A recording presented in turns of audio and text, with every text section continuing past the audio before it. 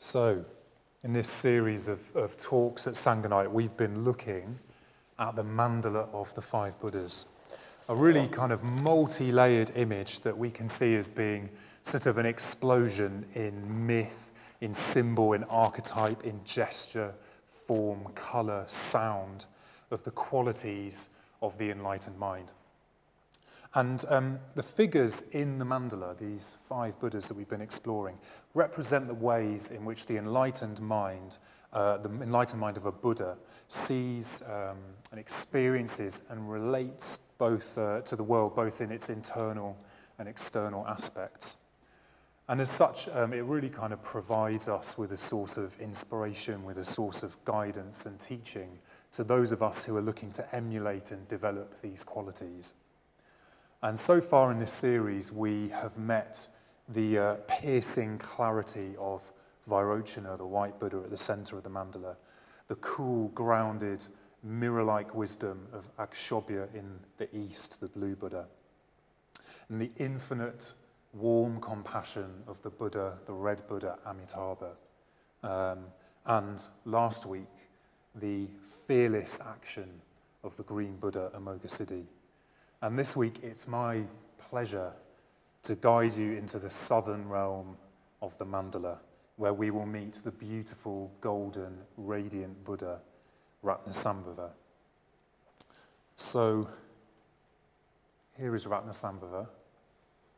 And I really like this image because it's very sort of undefined, leaves a lot to the imagination.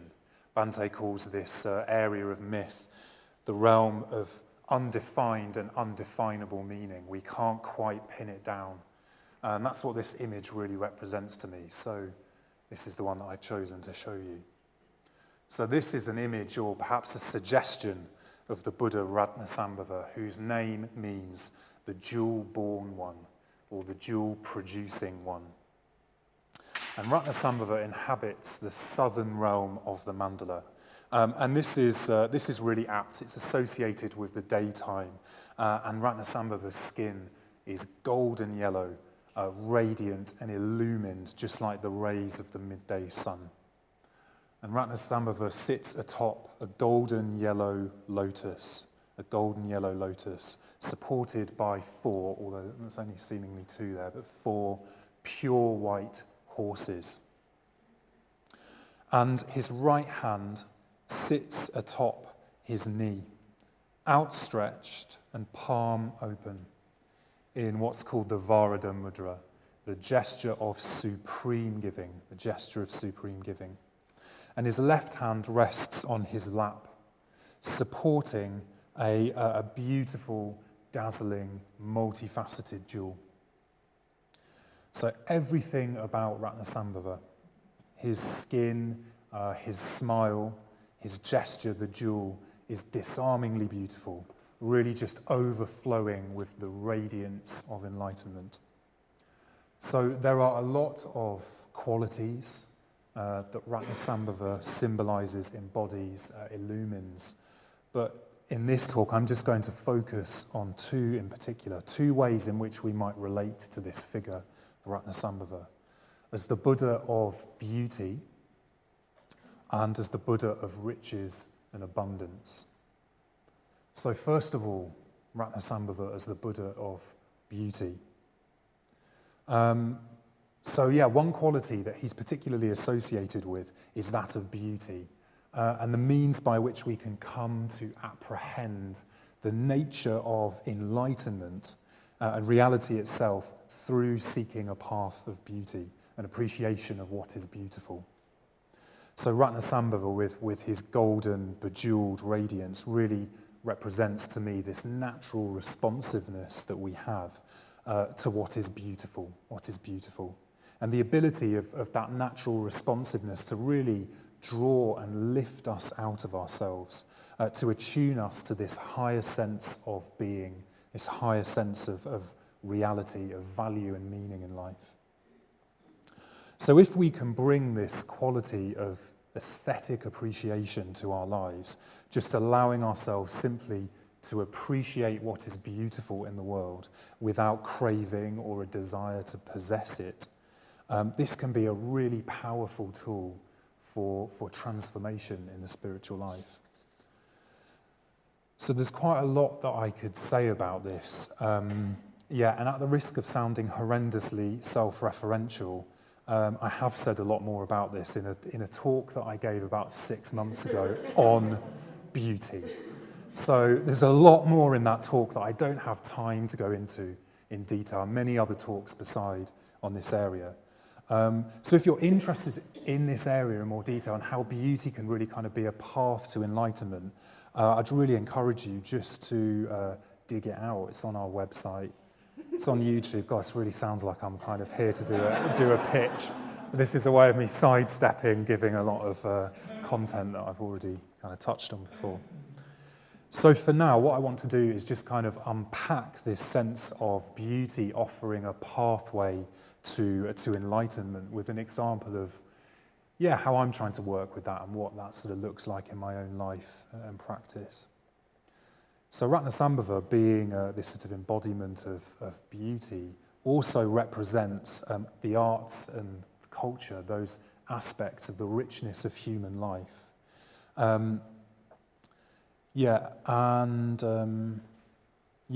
Sorry, I've lost my place.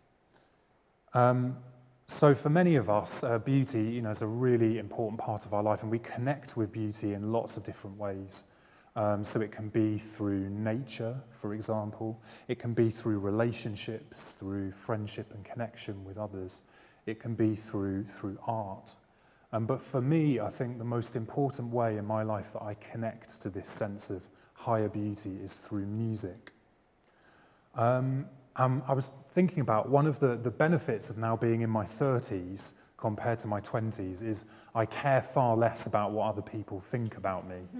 And one of the benefits of that is that I've really been able to kind of explore where my interests and passions really lie. So what music I really respond to and find beauty in, rather than just kind of what I feel like I should be listening to because it's what my peers do. And over the last couple of years in particular, I've really kind of uncovered and developed a love of classical music, and in particular a love of J.S. Bach. And you'll know this, Dharma Mai, because we talk about our love of music together. And I love Bach because, well, his music is just so clean and pure. It's so ordered and mathematical, and yet it is just so intensely rich and beautiful. But more than anything, I love his music because it is so explicitly, so unashamedly an exploration and expression of man's relationship with what is higher, what we might call the transcendental, what we might call, well, perhaps even the divine. And for Bach, he was a devout Lutheran living in 18th century Germany. So for him, this meant an exploration of man's relationship with God. And in fact, he signed many of his compositions with the letters SDG, which stands for Soli Deo Gloria, which is Latin for the glory of God alone, for the glory of God alone. And his life and his music were really dedicated to this task. And even though for me as a Buddhist living in the 21st century, God is no longer in the picture, I'm still really inspired by this sentiment, Soli Deo Gloria, that something like music can exist simply and solely as a means of expressing and connecting us to a sense of higher reality, higher truth, higher being, and can act as a language in which we can express our longing for these things, our longing for what is higher, our longing for what is beautiful.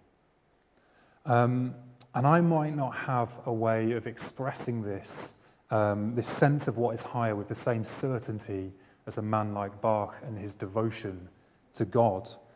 But nevertheless, his music, amongst many others, many different composers, different styles of music, is a means through which I can come into closer contact with this sense of what this sort of ineffable, transcendental reality might be. And of course, music is many other things. It's many other things. So music is an exploration of what it means to be human. Music is an expression of our culture, of our identity. Music is also just pleasure and fun and entertainment. It's all of these things. But I think to open ourselves up to this possibility that music, indeed all art, to borrow in a slightly looser way Bach's phrase, can soli Deo Gloria, can exist simply and solely to connect us and express that longing for that higher sense of reality. Well, we can really open ourselves up to that dimension of what is beautiful, the realm of Ratnasambhava. See, that's a bit about me, but it doesn't have to be the same for you. It doesn't have to be Bach. It doesn't have to be classical music. It doesn't even have to be music. It can be art. It can be nature. It can be friendship. It can be building shrines. And I have to say, this is one of the most beautiful shrines I've ever seen. All of those ways of expressing and connecting to beauty. So what matters is not what it is that we find richness and beauty in, but the fact that we can find and connect with and perhaps become absorbed in this sense of beauty in our lives and allow it to try and lift us out of our mundane concerns and habits. And enlightenment is beautiful. And so in a sense, what is beautiful has within it a shard of enlightenment. And we need to find, or to see what is really beautiful, to find that echo of enlightenment in things, have that opportunity to begin to explore what that sense of higher beauty might be, to enter Ratnasambhava's realm.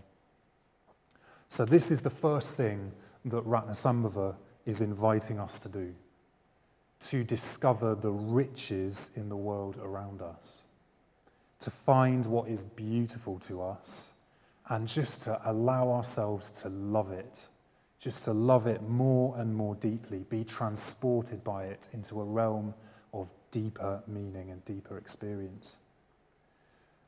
So what I'm going to do is invite us just to have a minute of quiet reflection, perhaps just take in the beauty of this shrine and ask yourself, what do you find beautiful? What riches do you see in your life and the world around you? And how could you love it more deeply?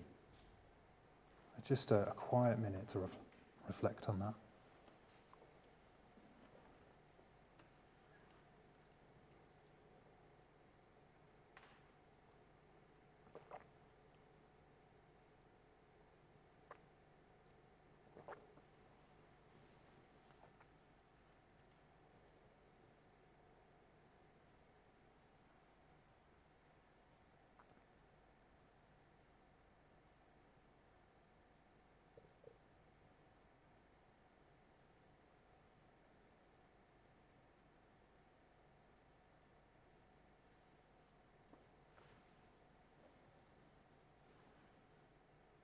Okay.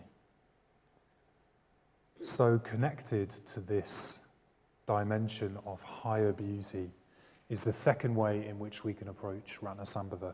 And this is as the Buddha of abundance, of wealth, of riches. So I've always been strongly attracted to the figure of Ratnasambhava, to the light, the gold, the jewel that he holds in his hand, the open-handed gesture. And there was something about these images that really kind of strongly captivated me.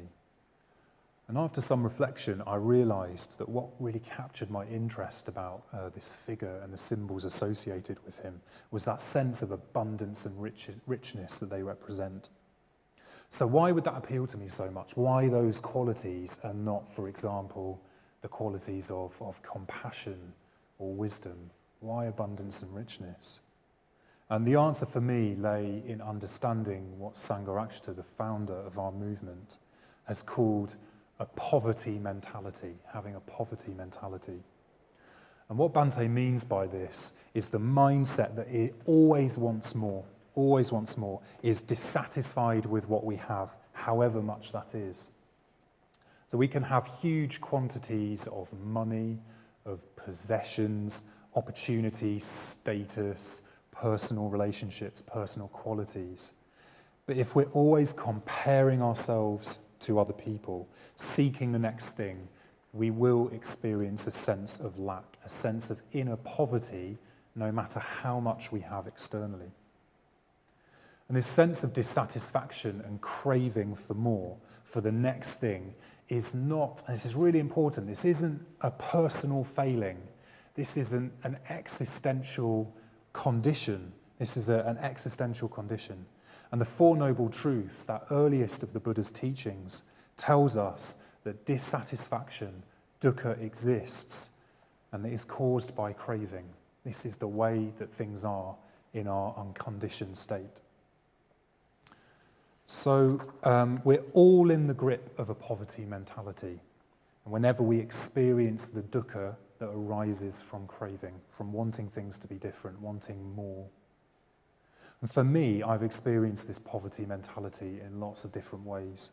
Craving more money, more possessions, more experiences.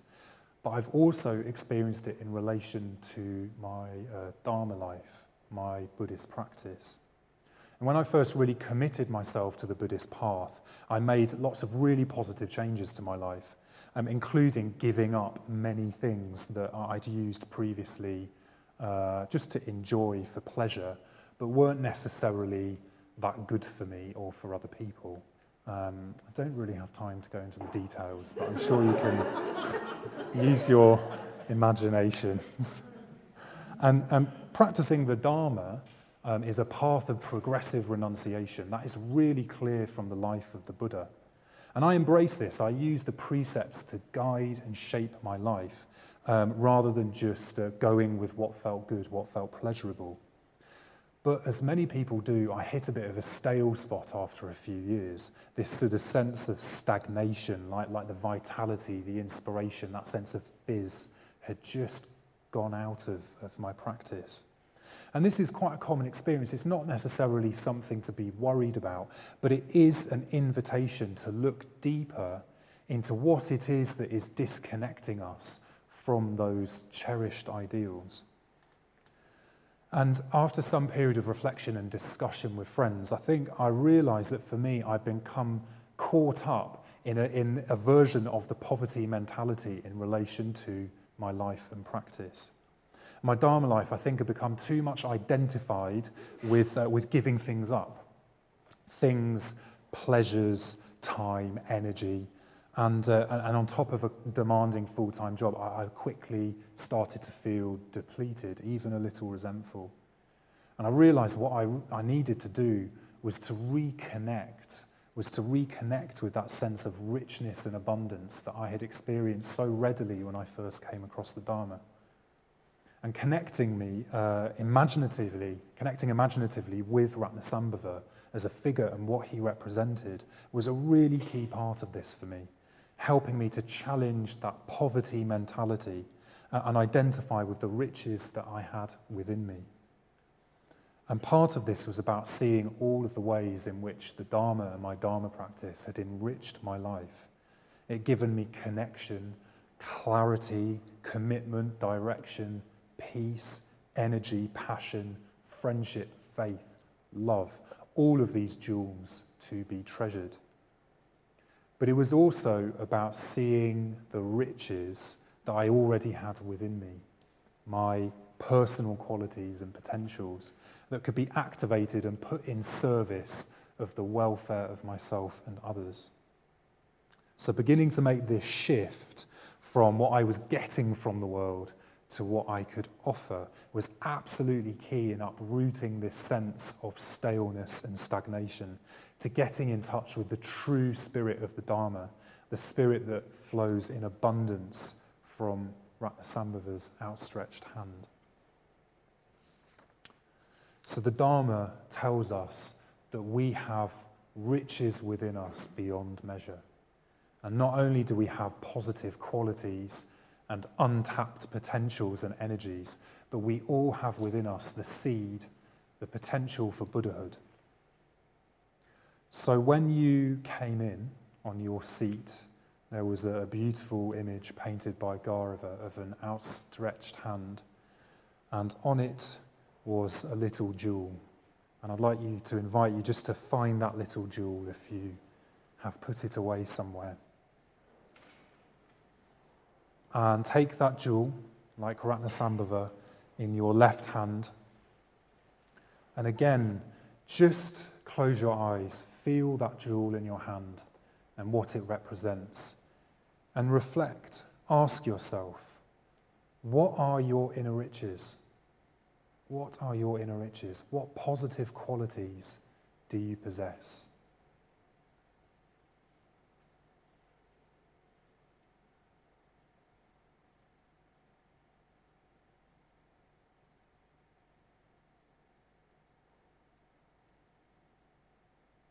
Could be kindness, friendliness, inquisitiveness, helpfulness, anything, it doesn't matter. Giving time, giving energy, generosity, however big, however small. What are your inner riches?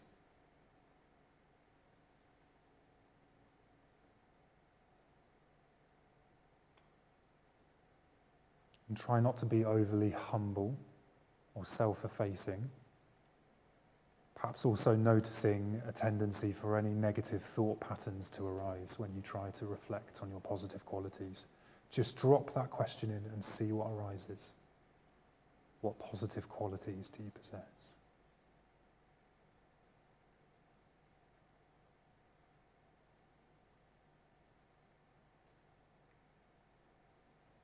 Okay. So this is the second thing that Ratnasambhava is inviting us to do, to discover our inner riches. What inner riches, what abundance lies within us? Some on the surface, some yet untapped, some just in potential form. So in this way, Ratnasambhava encourages us to move from receiving to giving, from receiving to giving, from a poverty to a wealth mentality. So, as with many things, there is also a shadow side to this. So Ratnasambhava really represents richness and abundance in the world around us, but also within us. And this shadow side is also something that Ratnasambhava highlights and invites us to explore. So whilst contacting and being aware of our inner riches can be really helpful and nourishing, it can also lay us bare to experiencing pride. And pride is the one of the 5 traditional mental poisons that Ratnasambhava is said to represent. And that there's a really fine line, I think, between having a positive, healthy sense of self-regard and an unhelpful sense of pride in our own abilities. And what I want to do is just try and sketch out where that line is, and also how Ratnasambhava provides us with the antidote. So I will start with a confession, and the confession is, for me, pride is a bit of a besetting sin, or maybe I should say favourite poisons, risk using too much more Christian terminology. So my favourite poison is that of pride. Still not quite right. So I am a psychologically complex being, as we all are, with fluctuating levels of self-regard and self-esteem. But generally, I am confident in my own abilities. I'm in touch with a sense of my inner qualities, and I value and feel positively about them. I'm capable and effective.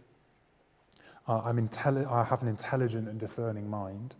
I have many talents and skills. And you're probably sitting there listening to this thinking, what an arrogant git. And you would be right. But so are you, probably. Yeah? So we, all of us, compare ourselves and our qualities to other people. That is a very human thing to do, to compare ourselves and our personal qualities to others. Some of us do that more than others, but we all do it. So sometimes we do it favourably, thinking that we're better than others. And sometimes we do it unfavourably, thinking that we are worse than others. But really, these are just 2 sides of the same coin. They both arise out of an unhelpful preoccupation with me. So the modern antidote, I think, to this very human quality of pride seems to be through the idea of equality. But I think there can be a lot of confused and slightly woolly thinking about what this idea of equality means. So whilst we can think of humans as being equal in worth, as equal in potential, we are not all equal in the sense of being the same. We're not all the same when it comes to our temperaments, our personalities. We're also not all the same when it comes to our talents, to our skills, and in certain senses, our capacities.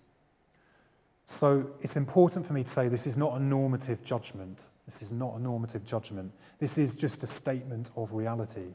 So we could say that this is the discriminating wisdom related to Amitabha that Bodhinaga spoke about a few weeks ago.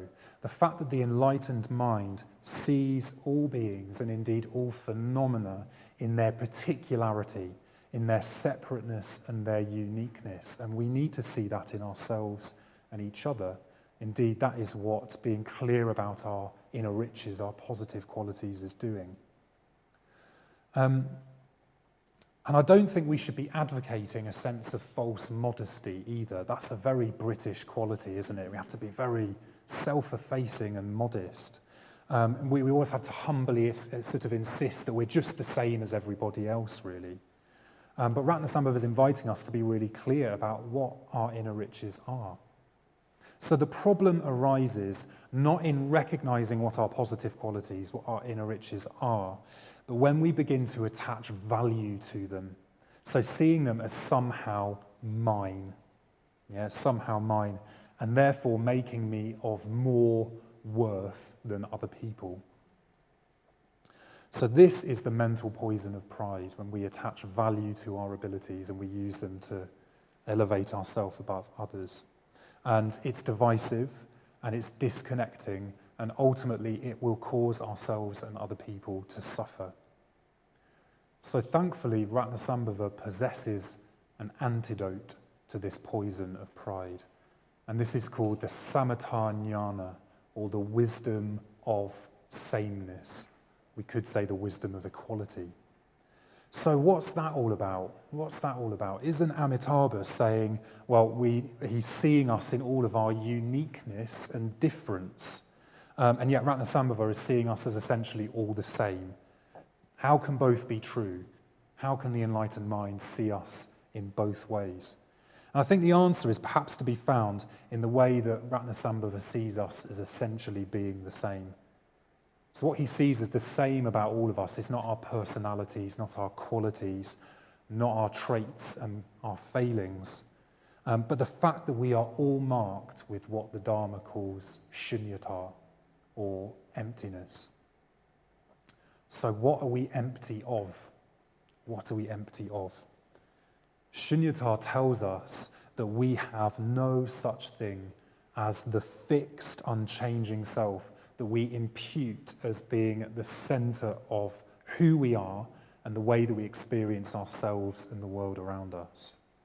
So the self that we experience, and we do experience a self, rather, arises as the result of a complex set of causes and conditions. It has no existence separate from these causes and conditions, and when the causes and conditions cease, so too will this sense of self that we experience.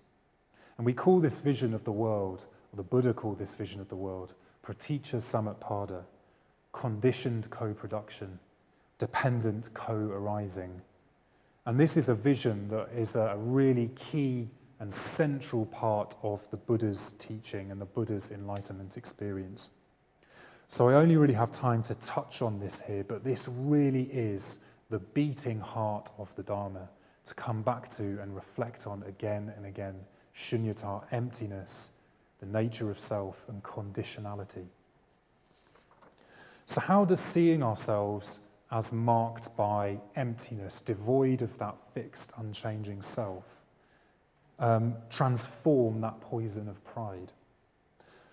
Well, if I have no such fixed sense of self, and my skills, my qualities, my personality arise as the result of a set of causes and conditions, can I really describe them as mine? Can I really describe them as belonging to me in any sort of meaningful way? So to link this back to my earlier immodesty, I have an intelligent and discerning mind. I won't be falsely modest about that, but I should also not pretend that that is in any way unique or special or belonging to me. That has arisen as the result of a set of causes and conditions. The many, many years of education and hard work that I have received, the fruits of other people's labour, my early childhood experiences provided to me through the hard work and dedication of my parents, my genetic legacy handed down over generations, my luck just at being born as a human being in this time and in this place. So what makes that intelligence mine? So we could think in this way about any of our positive qualities. To what extent do they belong to me? What extent do they exist as the result of this complex set of causes and conditions? And when we start to challenge our thinking in this way, pride becomes much less easy. It's harder to use our positive qualities to kind of bolster our sense of self, this unhelpful and divisive and ultimately unreal sense of self that we carry around with us.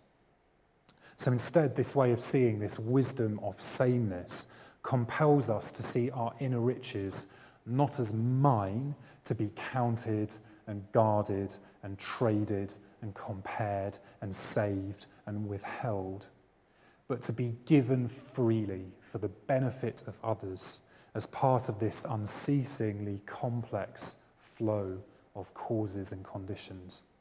And that is the movement from the poverty to the wealth mentality, and why inner abundance and wealth must always go with open-handedness. So this sense of open-handedness brings us to another area associated with Ratnasambhava, that of generosity.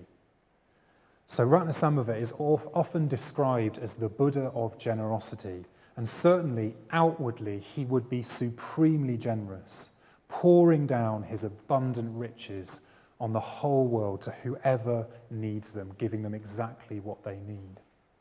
But I'm going to be a little controversial and say that I don't see Ratnasambhava in this way. And I want to explain why. So for me, generosity implies a certain self-consciousness. So there is an I giving something that belongs to me, to you, who is separate from me and may or may not be deserving of what I have to give, which I may or may not just be doing just to feel good about myself. So, as you may have sort of guessed, there were quite a lot of inverted commas in that sentence. So this might be a slightly cynical view of generosity, and I am by no means suggesting that generosity is unhelpful, is not an important practice. Far from it. Generosity is an incredibly powerful practice that we have, not just for benefiting others, but for chipping away at that sense of self that cuts us off from others and prevents us from transforming our selfish desires. If there were any practice that Ratnasambhava would want us to do, it is the practice of generosity, whatever our motivations to begin with. So I'm not saying that generosity is unimportant. Absolutely not. I'm just saying that this is not how Ratnasambhava, not how the enlightened mind would perceive things. So his gesture, the Varada Mudra, the gesture of supreme giving, is the gesture in a way of no giving at all. And what I mean by this is that the enlightened mind has seen through, has transcended this limited conception of the fixed self, that same illusory self that gives rise to the poison of pride, the habit of possessiveness, to the poverty mentality. If there is no self, no me at the heart of my experience, then there's no one to give, nothing that is mine, and likewise no one to receive. So no giver, no receiver, no gift, simply the unobstructed, spontaneous flow of energy, an unself-conscious expression of emptiness and interconnectedness. So in this way, Ratnasambhava's mudra is so much more than an expression of generosity. It's an expression of the nature of reality, its interconnected nature itself.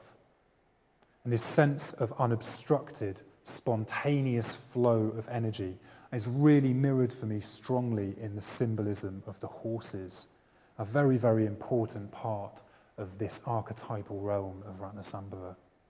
I find horses really fascinating and quite unnerving. So there's something about this slightly nervous and wild and untapped energy within horses just waiting to burst forth, and yet an energy that can really be placed in service of others. And it also represents to me how all that we have to give is on some level a crystallization of energy. So things, money, time, ourselves, our qualities are all manifestations of energy. But some of this energy moves more freely than others. Sometimes it's very flowing and spontaneous, but sometimes it becomes blocked. It is obstructed. I think in the figure of Ratnasambhava, we can see represented a wealth of inner riches, riches that just flow outwards unceasingly, unobstructed in any way. So it's this flow that is an expression of shunyata, of emptiness, but also an expression of intense compassion and concern for all beings. And in this way, for me, it is communicating the totality of enlightenment, wisdom and compassion. But this is often this free-flowing energy, this outpouring of our positive qualities, is often not how we experience ourselves in the world. So often we can be drawn into counting and guarding our riches internally and externally, calculating how much we can afford to give and how much that we need to reserve and keep back for ourselves. So now I'd like to invite you just to ponder the beautiful postcard that has been painted by Gaurava. So to look at that image of Ratnasambhava's outstretched hand. And you may even, if you feel comfortable, holding that jewel, close your eyes and place your right hand open and outstretched on your knee, just to see what that gesture, for that is part of this symbolic realm, what that feels like. And looking at that hand or experiencing his mudra, ask yourself, what obstructs that outward flow of your positive qualities? Why are we not like Ratnasambhava, allowing our inner riches to pour forth with the same spontaneity? Or perhaps, what could you do to share your inner riches more abundantly? So again, just have a minute to feel, think.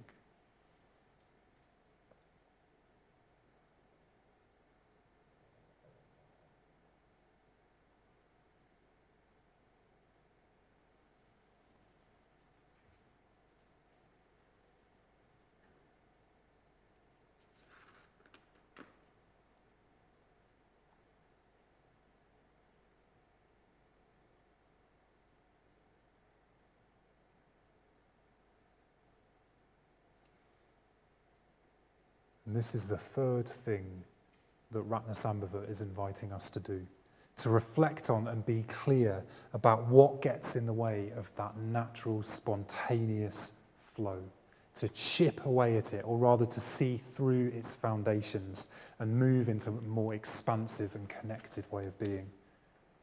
So now I think it's time to turn our attention back to the jewel that sits in his left hand. Perhaps the most mysterious aspect of this symbolic world. So the jewel is a potent symbol and obviously reflects this sense of inner richness and abundance that I've already touched on. But more than that, it also represents something very particular. This is not any old jewel, but a very special jewel called the Chintamani, which can be translated as the wish-fulfilling jewel. The jewel that Ratnasambhava holds, then, is a representation of what we really need to have our deepest wishes as humans fulfilled, which is, of course, to be happy, to not experience dukkha. So the Chintamani, the wish-fulfilling gem, is not some sort of magic gem that we can rub and get a new sports car or whatever. And traditional tales are full of cautionary tales of, when things like that go wrong. What happens when this, things like this are placed in the service of human selfishness and greed? They simply end up corrupting and causing suffering. I went to see Aladdin very recently at the cinema. That's a great example of this, how these kind of wish-fulfilling symbols can just corrupt when they're placed at the service of ourselves.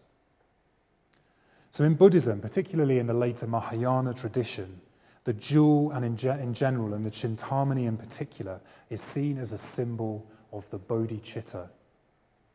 And the bodhicitta is not an easily definable term.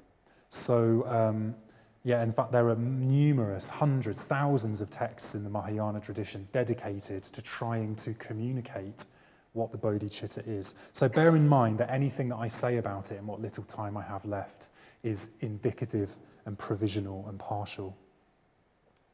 So we can talk about the bodhicitta in many ways, and in particular in Triratna tradition, a very famous 8th century Buddhist scholar called Shantideva really dedicated his life to exploring and writing about the nature of the bodhicitta, and the texts that he wrote, including the Bodhicharya-avatara, form the basis of a lot of the devotional practice that we do in Triratna.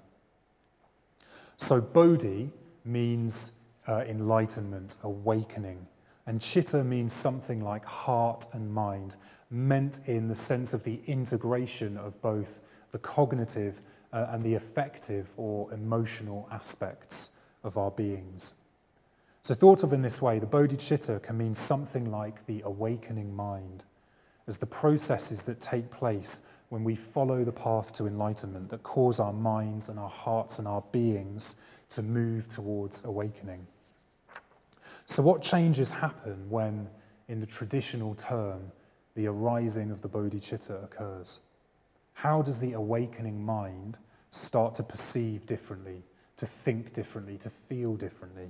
And one way of attempting to answer these questions is in the mandala of the 5 Buddhas itself, which we have explored is a symbolic and archetypal exploration of the qualities of that awakening, or indeed the fully awakened mind. And in the figure of Ratnasambhava in particular, I see in his outstretched hand and that beautiful jewel a clear representation of the fact that the awakening mind is a mind that has seen more and more fully through the delusion of self and the suffering that is caused by self-craving, selfish craving. The awakening mind sees that we do not have that unchanging, fixed, inherently existing self that causes us to just act like emperors at the center of our own little universe, driving untold suffering for ourselves and others. And this full sense of self causes us to behave selfishly, to think in terms of our needs, our wants in opposition to others. It drives craving and aversion, which ultimately drives the suffering that we experience. So to return to our earlier reflection about what it is that gets in the way of sharing our inner riches more abundantly, I think what gets in the way is this belief in the false sense of self that blocks the spontaneous, outward, unobstructed flow of energy It is a natural expression of interconnectedness, which is the way that things are. So in other words, I am the obstruction. So the awakened mind, instead, suffused with this spirit of the bodhicitta, sees things differently. Gone is the attachment to an unhelpful sense of self that doesn't really exist anyway. Instead, it sees the deep interconnectedness of all things, and rid of this obstruction of self and the grasping that it causes, we're able to share our inner riches far more abundantly, to the benefit not just of ourselves, but to other people. And this is the spirit of the bodhicitta, to practice not just for ourselves and our own welfare, but for the sake of all beings. And it's this very attitude, this revolution in the way that we perceive things, that allows us to really activate and unlock the inner potentials that we have within us, and to experience a deeper and more meaningful happiness. So as Shantideva in the Bodhicharya Avatara says, all the suffering there is in the world arises from wishing ourselves to be happy. All the happiness that there is in the world arises from wishing others to be happy. And this is why the bodhicitta is embodied here as the Chintamani, the wish-fulfilling gem. The gem that Ratnasambhava holds in his left hand, because it fulfills our deepest wish to be happy by showing us that our happiness lies beyond our limited self-obsession, but in the realization of interconnectedness and open-handed service of others. And seeing this, seeing the world through the prism of Ratnasambhava's jewel, through the spirit of the bodhicitta, is the key to unlocking our inner riches and allowing them to flow out of us, or perhaps to flow through us, freely and fully for the benefit of all. I'll leave things there.